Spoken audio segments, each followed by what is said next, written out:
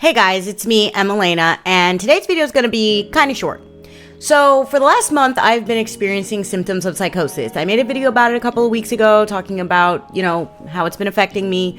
Luckily for myself, the symptoms have been subsiding.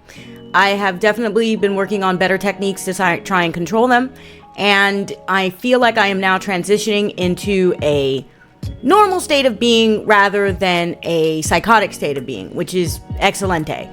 Today's video was going to be about my journey with weight loss and taking antipsychotics at the same time, which is, as you've probably heard, pretty difficult, especially considering that it was either January or February where they upped my meds, which made it a lot harder to lose the weight.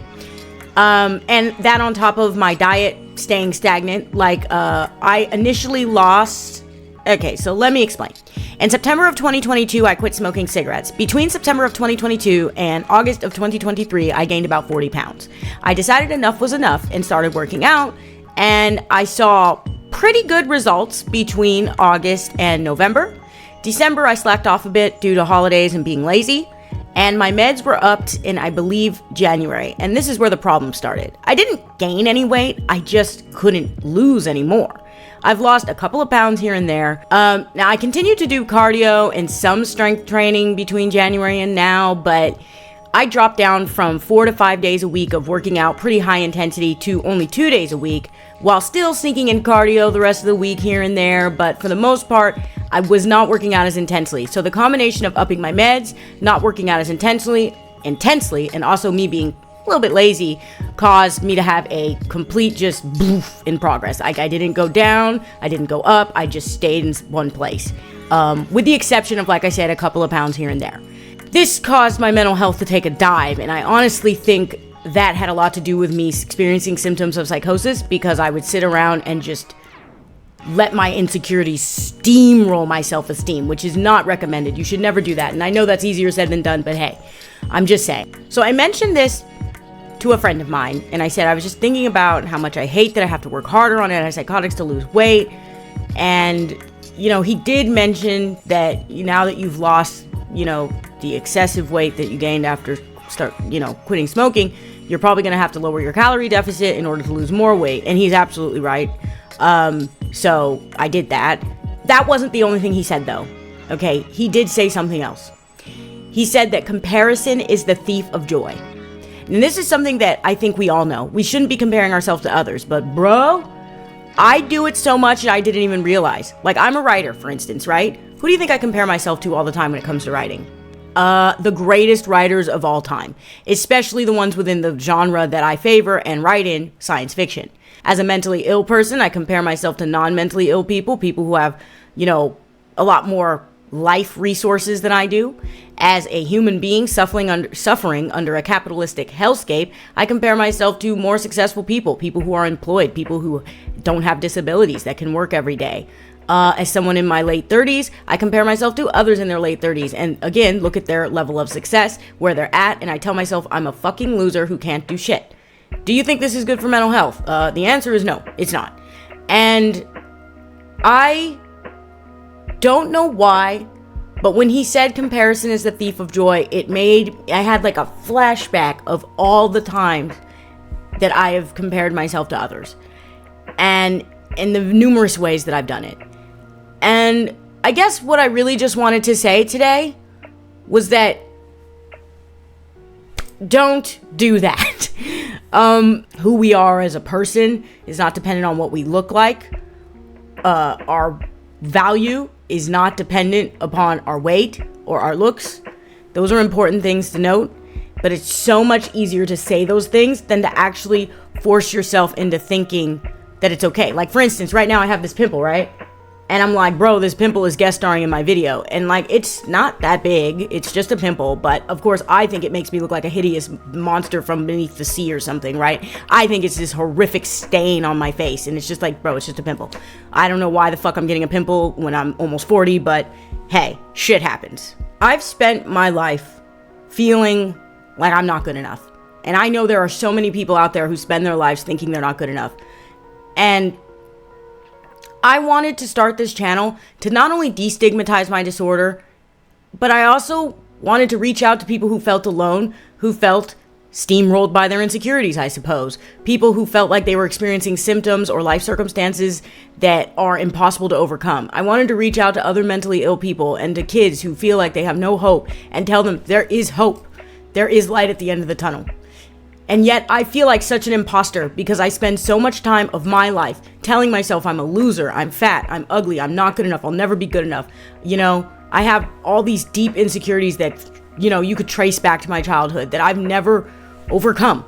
Even though I've overcome a lot, don't get me wrong, but there are so many things I have not overcome that I have the nerve to tell other people, hey, you don't have to feel that way, you don't have to be alone, and yet look at me. I feel like an imposter. But I think after my friend said comparison was the thief of joy, it made me sit back and it made me go, I think I'm ready to change. I think I'm ready to stop feeling like I'm not good enough, to stop comparing myself to others, and I'm ready to just live my best life and do the best I can to be the healthiest and happiest ever. And again, I want that for everybody, you know what I mean? But I'm done feeling like an imposter. I'm done feeling like I'm giving some kind of positive message while secretly being this negative Nancy hidden in the corner who's always telling herself she doesn't deserve to live. I mean, sometimes these things can get so bad that I go from, you're not worth living because you're not good looking enough or something like that. And yet I recognize that your value does not come from your weight or your looks. I know that. I can tell myself that. I can tell you guys that. And yet when I look in my mirror every morning, the things that I say to myself are terrible. They are things you would never say to your friends or family. You would never say to people you care about and love. But I talk to myself in the most horrible, horrible ways. I tell myself I'm ugly, disgusting, I should die, that I'm fat, gross, that no one should love me. I have no idea why my boyfriend loves me. He must be stupid for loving me. I mean, God, it's like I start insulting the people who actually give a fuck about me because my self-esteem is so low. Now, I made a video about this a while ago, about a game called Downfall. And if you like, you could go watch it. But I talk about what happens when you hate yourself more than someone loves you. And since that video, I still hate myself. I tried to change and I couldn't. It's a day-to-day battle. See, this is part of the reason why it's been so hard to film this video. I have like 6 or 7 fucking outtakes and a bunch of them I start crying. Look, the point I'm trying to make is that I am actively working on trying to fix my self-esteem, and part of helping that is going through the process of working hard and keeping determination in order to lose the weight I want to lose, in order to stay as healthy as possible, because it's not just about looks anymore. It's not just about, I need to be thin and beautiful. It's also about when you have too much fat on your body, it's bad for your health. I'm 37. I'm 30. I'm pretty sure I'm 37. I'm going to be 38 this year. I don't know. I'll do some math later, but I'm pretty sure I'm 37 right now. And I'm going to be 40 soon. And it is not good for your health to be obese, because I'm not morbidly obese. I'm just obese. It's not good for your health to be obese. The older you get, it's bad for you. When you're young, you got that young person's magic where no matter how unhealthy your lifestyle actually is, you actually stay a bit healthy, right? Because young people they have that power of youth, right? I'm not young anymore. I don't have that power of youth anymore.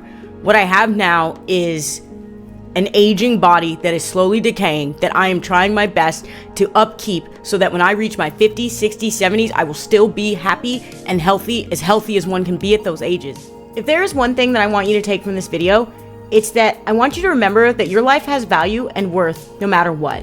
It doesn't matter how much money you have or don't have. It doesn't matter how successful or unsuccessful you are, whatever that means to you. It doesn't matter if you're fat or skinny or somewhere in between. It doesn't matter if you're unhealthy or healthy or mentally ill or chronically ill or physically ill or whatever kind of illness. It doesn't matter what all those people have said to you throughout your life if you have encountered such assholes. And it most definitely doesn't matter what you tell yourself in the mirror every day out of insecurity and self-hate. You need to know that comparing yourself to other people is a wreck for mental health. I need to know it too. I needed to learn that. And I know there are so many people out there that need to learn that lesson. Remember, comparison is the thief of joy.